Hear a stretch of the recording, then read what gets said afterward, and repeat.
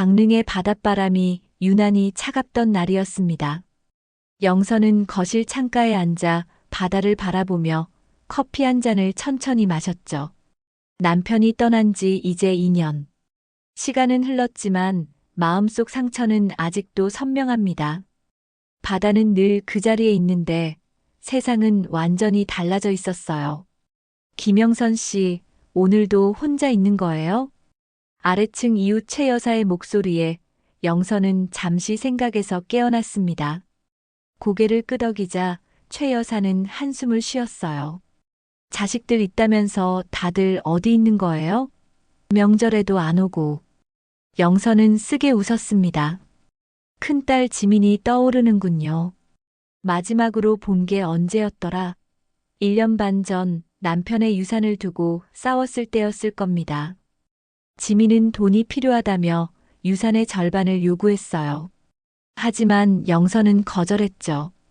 지민의 방탕한 생활을 알고 있었으니까요. 딸이라는 게 나를 끝까지 욕하고 어떻게 그럴 수 있는지 그날의 기억은 아직도 생생했습니다. 지민은 영선을 노인네 취급하며 소리쳤고 영선 역시 참지 못하고 폭발했어요. 그리고는 서로 만나지 않기로 했습니다. 지민에게는 14살 된 딸 수아가 있었지만 손녀 얼굴조차 볼 수 없게 되었죠. 그래도 아들 도윤과 며느리 미라는 2달에 한 번은 찾아왔습니다. 그것만으로도 감사한 일이었죠. 영선은 창밖으로 흩날리는 벚꽃잎을 바라보며 깊은 한숨을 내쉬었어요. 전화벨 소리가 정막을 깼습니다. 하은이었어요. 막내딸. 엄마, 어떻게 지내세요? 건강은 괜찮으시죠? 그래, 그냥 그렇게 살아. 너는? 하은의 목소리는 항상 따스했습니다. 하은은 서울에서 간호사로 일하며 바쁘게 살고 있었어요. 영선과 지민의 갈등 속에서도 중간에서 화해를 위해 애썼지만 역부족이었죠. 엄마, 사실은 언니 얘기 때문에 전화드렸어요. 영선의 가슴이 쿵 내려앉았습니다. 또 무슨 일이 생긴 걸까? 지민이 또 돈을 요구하는 건 아닐까? 온갖 생각이 머릿속을 스쳐 지나갔어요. 언니가 변했어요. 딸 수아도 잘 키우고 있고 서점에서 일하며 2해째 직장도 안 옮겼대요. 엄마, 한번 만나보는 게 어때요?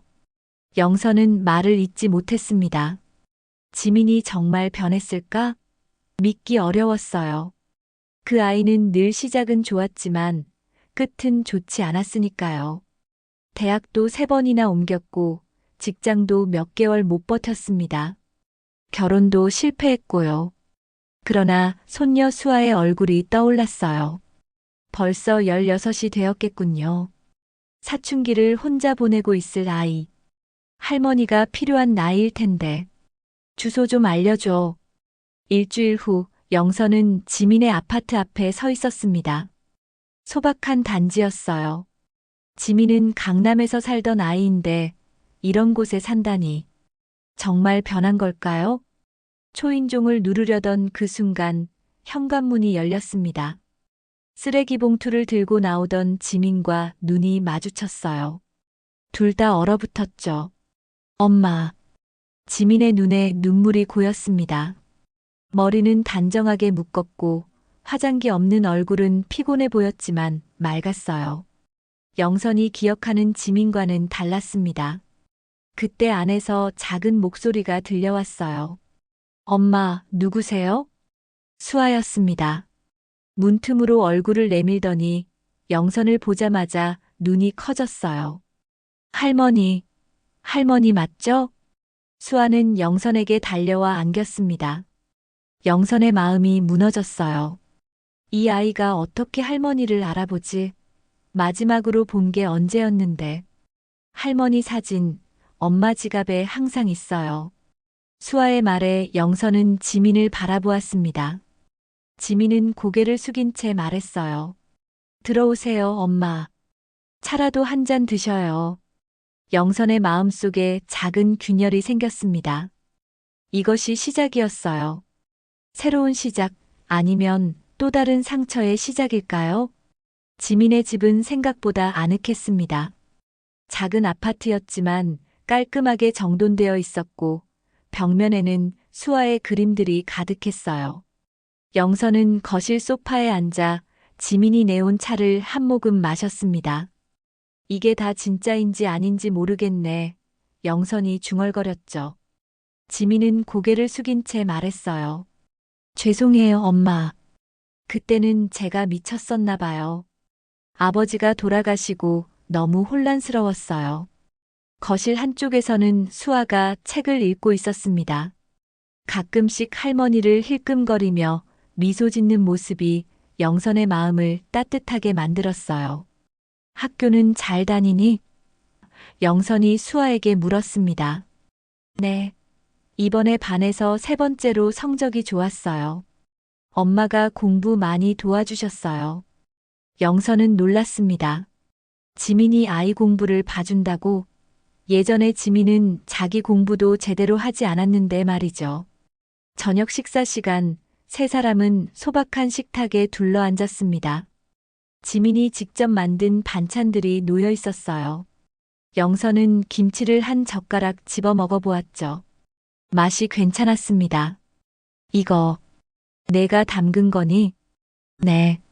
하은이가 엄마 레시피 알려줬어요. 엄마 김치 맛은 아니지만 영선은 말없이 고개를 끄덕였습니다. 기억 속의 지민은 라면도 제대로 끓이지 못했는데 지금은 김치까지 담그고 있었어요. 이틀 후 영선은 자신의 집으로 돌아왔습니다. 며칠 동안 봤던 지민과 수아의 모습이 머릿속을 맴돌았어요. 집에 돌아온 영선은 남편의 사진을 바라보며 한참을 생각했습니다. 당신이라면 어떻게 했을까요? 남편은 항상 자식들에게 관대했습니다. 지민이는 미숙할 뿐이야. 언젠가 철이 들 거야. 그가 자주 하던 말이었죠. 그리고 유언으로 남긴 말도 있었어요. 지민이가 정신 차리면 도와주라고 아버지가 그랬어. 일주일간의 고민 끝에 영선은 결단을 내렸습니다. 은행을 찾아가 지민 명의의 통장을 만들었어요. 남편이 남긴 유산의 일부를 그 통장에 넣었죠. 많지 않은 금액이었지만 지민과 수아가 안정된 생활을 이어가는데 도움이 될 만한 돈이었습니다. 다음 날 영선은 지민을 불러 통장을 건넸어요. 이거 내 아버지가 남긴 거야. 내가 정신 차리면 주라고 하셨어. 지민은 통장을 보고 눈물을 흘렸습니다. 엄마, 이거 받을 자격 없어요. 제가 엄마한테 얼마나 못되게 굴었는데. 됐어. 그건 다 지난 일이야. 이제는 수아 잘 키우는 데 써. 그날 저녁 영선은 아들 도윤에게 전화를 걸었습니다. 지민과의 화해 소식, 그리고 유산의 일부를 지민에게 주었다는 사실을 알리고 싶었어요. 뭐라고요? 엄마가 언니한테 돈을 줬다고요? 도윤의 목소리는 차가웠습니다. 영선은 당황했어요. 도윤이 이렇게 반응할 줄은 몰랐죠. 내 아버지 뜻이었어. 지민이가 이제 정신 차렸으니 엄마, 또 속는 거예요. 언니는 항상 그래왔잖아요. 시작은 좋았다가 금방 또 엉망이 되고. 영선은 말문이 막혔습니다. 도윤의 말이 틀린 건 아니었어요. 지민은 늘 그런 패턴이었으니까요. 다음 날 도윤과 미라가 찾아왔습니다. 두 사람의 표정은 무거웠어요. 엄마, 언니는 또 엄마 돈 노리는 거예요. 미라가 말했죠. 저희가 알아보니까 언니가 또 빚을 지고 있대요. 서점에서 일한다는 것도 진짜인지 의심스러워요. 영선은 당황했습니다. 그게 무슨 소리니? 내가 직접 봤는데. 언니는 연기를 잘하잖아요. 도윤이 차갑게 말했습니다. 엄마가 찾아간다고 하니까 급히 꾸며놓은 거예요. 영선은 혼란스러웠어요. 정말 그럴까? 지민의 변화가 모두 연기였을까? 하지만 수아의 순수한 눈빛, 지민의 진심 어린 사과. 그것까지 거짓일 리는 없을 텐데. 도윤과 미라는 3시간 넘게 영선을 설득했습니다. 지민의 과거 행적들, 반복된 실패와 거짓말들을 하나하나 상기시켰죠. 영선은 점점 혼란스러워졌어요. 엄마, 우리가 엄마를 잘 모실게요. 저희 집으로 오세요. 언니는 또 엄마의 마음을 이용할 거예요. 도윤의 말은 분명했지만 그의 눈빛은 이상하게 차가웠습니다. 미라도 마찬가지였어요. 영선은 가슴 한구석이 불편했죠. 그날 밤 영선은 잠을 이루지 못했습니다. 누구의 말이 진실일까? 지민의 변화를 믿어야 할까? 아니면 도윤의 경고를 따라야 할까? 가족이 이렇게 갈라져 있는 상황이 견디기 힘들었어요. 며칠 뒤 도윤이 느닷없이 전화를 걸어왔습니다. 엄마, 우리 등산 한번 갈까요? 설악산에 경치 좋은 코스 하나 생겼대요. 영선은 잠시 망설였습니다. 도윤은 평소에 등산을 좋아하지 않았는데 갑자기 웬 등산인가 싶었지만 아들과의 관계 회복을 위해 수락했어요. 그래, 좋지. 언제 갈까? 이번 주말에요. 제가 장비 다 준비할게요. 전화를 끊고 난 영선의 마음은 복잡했습니다. 이 모든 혼란 속에서 어떤 선택이 옳은 것인지 알 수 없었죠. 다만 한 가지 분명한 것은 가족 간의 균열이 점점 깊어지고 있다는 사실이었어요. 설악산의 아침은 맑고 상쾌했습니다. 영선은 도윤이 운전하는 차 안에서 창밖으로 펼쳐진 산의 풍경을 바라보았어요. 푸른 소나무들이 줄지어 서 있고 멀리 봉우리는 구름 사이로 모습을 드러내고 있었죠. 엄마, 오늘 좋은 코스 보여드릴게요. 도윤이 말했습니다. 그의 목소리는 밝았지만 눈빛은 어딘가 불안정해 보였어요. 영선은 미소 지었습니다. 오랜만에 산에 오니 좋구나. 아버지랑 같이 왔을 때가 생각나는데. 도윤의 표정이 잠시 굳었어요. 아버지 얘기는 그만해요. 주차장에 차를 세우고 둘은 등산을 시작했습니다. 도윤은 영선보다 몇 걸음 앞서 걸었어요. 가끔 뒤돌아보며 괜찮으세요? 라고 물었지만 그의 관심은 어딘가 다른 곳에 있는 듯 했죠. 이쪽으로 오세요. 사람들이 잘 모르는 코스예요. 도윤은 영선을 메인 등산로에서 벗어난 좁은 길로 안내했습니다. 점점 사람들의 모습이 보이지 않았어요. 주변은 조용해졌고 오직 바람 소리와 새 소리만 들렸죠. 3시간쯤 걸었을까 그들은 가파른 능선에 도착했습니다. 한쪽은 절벽이었고 다른 쪽으로는 탁 트인 경치가 펼쳐져 있었어요. 영선은 숨을 헐떡이며 잠시 쉬었습니다. 여기 경치 정말 좋구나. 도윤은 대답하지 않았어요. 그는 배낭에서 물병을 꺼내 영선에게 건넸습니다. 영선이 물을 마시는 동안 도윤은 주변을 살폈어요. 아무도 없었죠. 엄마, 여기서 사진 한 장만 찍어요. 저쪽에 서세요. 영선은 도윤이 가리킨 절벽 쪽으로 걸어갔습니다. 발 아래로 까마득한 계곡이 보였어요. 현기증이 살짝 났지만 아름다운 풍경에 넋을 잃었죠. 여기서 찍을까? 영선이 뒤돌아보는 순간 도윤의 손이 그녀의 등을 강하게 밀쳤습니다. 순간적으로 균형을 잃은 영선은 공중에 붕 떴어요. 도윤의 일그러진 얼굴이 눈앞에서 멀어지는 게 보였죠. 윤아. 영선은 절벽 아래로 추락했습니다. 몸이 공중에 떠 있는 느낌, 그리고 이어지는 강한 충격. 그녀의 몸은 절벽 중간 부분의 바위 틈에 걸쳐졌어요. 정신이 아득해지며 마지막으로 본 것은 도윤이 절벽 위에서 내려다보는 모습이었죠. 살려. 하지만 도윤은 이미 사라졌습니다. 영선은 의식을 잃었어요. 얼마나 시간이 흘렀을까요? 영선이 다시 눈을 떴을 때 하늘은 어두워지고 있었습니다. 온몸이 욱신거렸어요. 오른쪽 다리는 움직일 수 없었고 왼팔도 마찬가지였죠. 머리에서는 피가 흘러내렸습니다. 살아있구나. 영선은 중얼거렸어요. 현실을 받아들이기 어려웠습니다. 자신의 아들이 자신의 살과 피인 도윤이 자신을 죽이려 했다니. 그것도 차가운 눈빛으로. 믿기지 않았어요. 첫날 밤 영선은 극심한 통증과 추위와 싸웠습니다. 바위 틈에 끼어 있어 더 떨어지지는 않았지만 그것이 오히려 고문이 되었어요. 움직일 수도 구조를 요청할 수도 없었죠. 누구 없어요? 살려주세요. 아무리 소리쳐도 대답은 없었습니다. 밤이 깊어지며 기온은 더 떨어졌어요. 영선은 떨리는 손으로 재킷을 단단히 여몄지만 추위를 막기에는 역부족이었죠.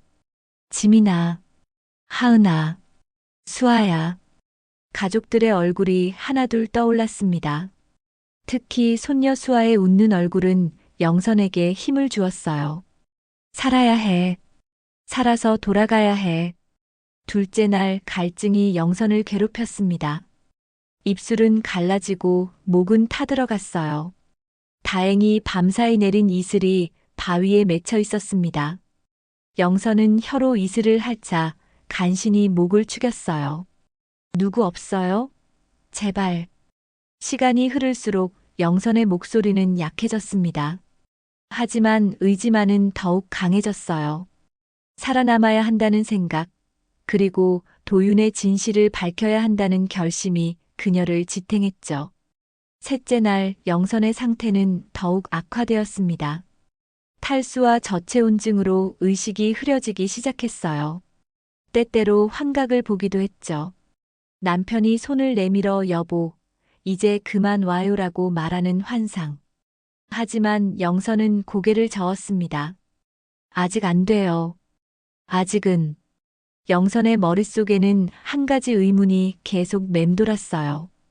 왜 도윤이 이런 짓을 했을까? 돈 때문일까? 아니면 다른 이유가 있을까? 그리고 미라는 이 계획에 가담했을까? 넷째 날 새벽 영선은 거의 의식을 잃어가고 있었습니다. 그때 멀리서 들려오는 소리에 희미하게 정신이 들었어요. 이쪽에 뭐가 있는 것 같은데요? 확인해 봐야겠어요. 누가 실종됐다는 신고가 있었거든요. 산악자원봉사자들의 목소리였습니다. 영선은 마지막 힘을 모아 소리쳤어요. 여기 있어요. 목소리는 너무 약해서 들리지 않을 것 같았지만 기적적으로 자원봉사자 중 한 명이 소리를 들었습니다. 누구세요? 거기 사람 있어요? 그들은 영선을 발견했고 즉시 구조 작업을 시작했어요. 헬리콥터를 불러 영선을 안전하게 바위 틈에서 끌어올렸죠. 구조대원들은 영선의 생존이 기적이라고 했습니다. 어떻게 이런 곳에서 나흘이나 버티셨어요? 보통 사람들은 하루도 못 견딜 텐데. 병원으로 이송되는 헬리콥터 안에서 영선은 또렷한 정신으로 생각했어요. 이게 끝이 아니야. 이제 시작이야. 도윤의 배신은 영선에게 깊은 상처를 남겼지만 동시에 그녀에게 새로운 힘을 주었습니다. 절벽에서의 기적적인 생존은 그저 우연이 아니었어요. 영선에게는 아직 해야 할 일이 남아 있었죠. 병원 침대에 누운 채 영선은 다짐했습니다. 살아남았어. 이제 진실을 밝힐 차례야. 강릉중앙병원 중환자실. 영선은 각종 기계와 튜브에 둘러싸여 누워 있었습니다. 의사들은 그녀의 상태를 심각하지만 안정적이라고 평가했어요. 다리는 여러 곳이 골절되었고 왼팔도 부러졌습니다. 갈비뼈 3개가 부러졌고 내부 출혈도 있었죠. 하지만 기적적으로 뇌에는 큰 손상이 없었어요. 김영선님, 의식이 있으세요? 간호사가 부드럽게 물었습니다. 영선은 천천히 눈을 떴어요. 입을 열려 했지만 목이 너무 아팠습니다. 간호사는 물을 조금 마시게 해주었죠. 가족에게 연락했습니다. 곧 도착할 거예요. 영선은 고개를 저었어요. 목소리가 나오지 않자 손짓으로 종이와 펜을 달라고 했습니다. 떨리는 손으로 글씨를 썼어요. 경찰에게 연락해 주세요. 아들이 날 죽이려 했습니다. 간호사의 얼굴이 창백해졌습니다. 네, 정말인가요? 영선은 단호히 고개를 끄덕였어요. 곧 경찰이 병실에 도착했습니다. 두 명의 형사가 조심스럽게 영선에게 접근했죠. 김영선님, 저는 강릉경찰서 형사 박준호입니다. 무슨 일이 있었는지 말씀해 주시겠어요? 영선은 천천히, 그러나 분명하게 모든 것을 설명했습니다. 도윤과의 등산, 갑작스러운 밀침, 그리고 나흘간의 절벽 생존까지. 형사들은 진지하게 메모를 했어요. 아드님에게 이런 행동을 할 만한 동기가 있었을까요? 영선은 잠시 생각했습니다. 유산 문제로 갈등이 있었어요. 제가 큰딸에게 돈을 일부 주자 아들과 며느리가 많이 화를 냈죠. 형사들이 병실을 나간 직후 하은이 급히 들어왔습니다. 하은의 얼굴은 눈물로 범벅이 되어 있었어요. 엄마, 살아계셨군요. 정말 다행이에요. 하은은 영선의 손을 조심스럽게 잡았습니다. 영선은 미소를 지으려 했지만 얼굴의 상처가 아파 이내 그만두었어요. 경찰에서 연락받았어요. 도윤 오빠가 정말. 하은은 말을 잇지 못했습니다. 영선은 천천히 고개를 끄덕였어요. 내 오빠가 그랬어. 하지만 실패했지. 엄마는 살아남았단다. 다음 날 지민도 병원에 찾아왔습니다. 수아는 학교에 두고 왔다고 했어요. 지민의 얼굴은 믿기지 않는다는 표정이었죠. 엄마, 오빠가 체포됐대요. 경찰이 집을 수색했는데 오빠 컴퓨터에서 등산사고 위장법이랑 추락사 증거 남지 않게 하는 법 같은 검색 기록이 발견됐대요. 영선은 깊은 한숨을 내쉬었습니다. 도윤의 배신이 사실임을 확인하는 증거였어요. 서서히 그 모든 것이 현실로 다가왔죠. 미라는 어떻게 됐니? 지민이 대답했습니다. 미라 언니도 경찰 조사를 받고 있어요. 공범 혐의가 있대요. 미라 언니 휴대폰에서 오빠와 주고받은 메시지가 발견됐거든요. 경찰 조사가 본격화되면서 충격적인 사실들이 드러났습니다. 도윤과 미라는 몇 달 전부터 치밀하게 계획을 세웠어요. 영선이 큰딸 지민에게 유산을 나눠주자 그들은 분노했죠. 도윤의 휴대폰에서는 미라와 나눈 대화가 발견되었습니다. 엄마가 죽으면 남은 재산은 다 우리 몫이야. 언니는 이미 자기 몫을 받았으니 더 이상 요구할 수 없을 거야. 영선은 병원 침대에 누운 채 이 모든 사실을 받아들여야 했습니다. 자신의 아들과 며느리가 자신의 죽음을 계획했다는 현실이 너무 고통스러웠어요. 일주일 후 영선의 상태는 많이 호전되었습니다. 중환자실에서 일반 병실로 옮겨졌고 이제는 글씨를 쓰는 것보다 말하는 게 더 편해졌어요. 하지만 심리적 충격은 여전했죠. 경찰 형사가 다시 방문했습니다. 김영선님, 도윤 씨와 미라 씨는 현재 구속 상태입니다. 살인미수 혐의로 기소될 예정이에요. 재판에서 증언하실 의향이 있으신가요? 영선은 잠시 망설였지만 곧 단호히 대답했어요. 네, 하겠습니다. 저는 진실을 말할 겁니다. 그날 오후 도윤의 변호사가 찾아왔습니다. 김영선님, 아드님이 면회를 요청하고 있습니다. 만나보시겠어요? 영선은 고개를 저었습니다. 아니요, 보고 싶지 않아요.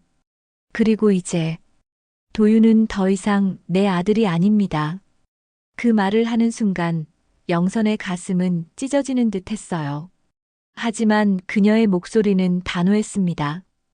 영선은 이제 새로운 삶을 시작하기로 결심했죠.